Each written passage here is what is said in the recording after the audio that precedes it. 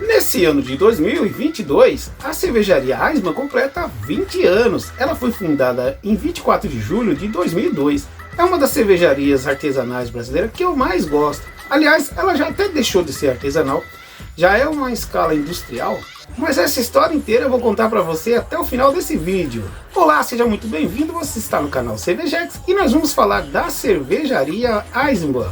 A cervejaria que surgia de uma ideia dos irmãos Juliano e Bruno Mendes, que juntaram com o seu pai Jarbas Mendes, e após estudarem o cenário cervejeiro americano, foram lá, fizeram uma tour em várias cervejeiras. Eles criaram a cervejaria Eisenbahn lá em Blumenau, berço da Oktoberfest, uma cidade que respira a atmosfera da cerveja, tem muitos descendentes de alemães e isso incentiva o pessoal a consumir uma boa cerveja. E foi essa a ideia que eles tiveram: iniciar uma produção de cerveja artesanal com qualidade que não se encontrava mais por aqui no Brasil.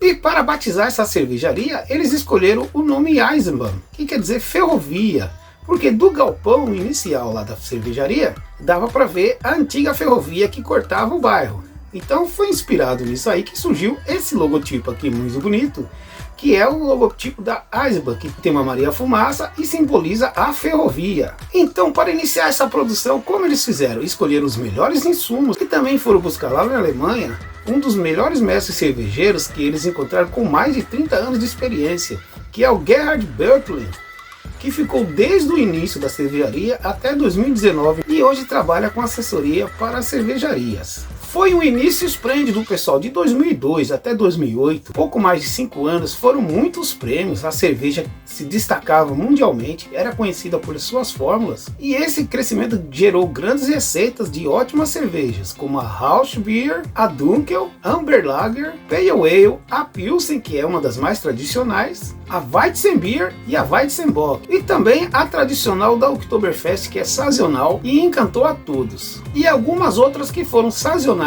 e foram muito bem. Mas todo esse sucesso você já sabe no mercado cervejeiro, se você tem uma cervejaria menor, vai sempre vir uma maior e vai comprar a sua.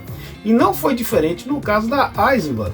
Ela foi comprada na época, em 2008, pela maior cervejaria brasileira no momento, que era a Skin Cariol, que alguns anos depois, em 2012, foi comprada pelo grupo Kirin, que era da cervejaria Kirin japonesa, que montou uma filial no Brasil que se chamava Brasil Kirin. As vendas da Kirin não decolaram como ela esperava e em 2017 acabou vendendo a Brasil Kirin para o grupo Heineken Internacional. Então, desde 2017, a cerveja Eisenbahn pertence ao grupo Heineken. E todos que já provaram o portfólio da Eisenbahn são unânimes em dizer: ela não perdeu a sua qualidade, mesmo passando de mãos em mãos. A mesma cerveja artesanal lá do começo, você ainda encontra nos rótulos produzidos pelo grupo Heineken. Você concorda com isso? Acha que mudou o sabor da cerveja? Coloca aí nos comentários que eu quero saber. E você gostou de saber esse breve resumo da cervejaria Eisenbahn? Se você quer saber mais sobre cerveja, acompanhe o nosso canal e vou deixar vocês com uma dica bem aqui.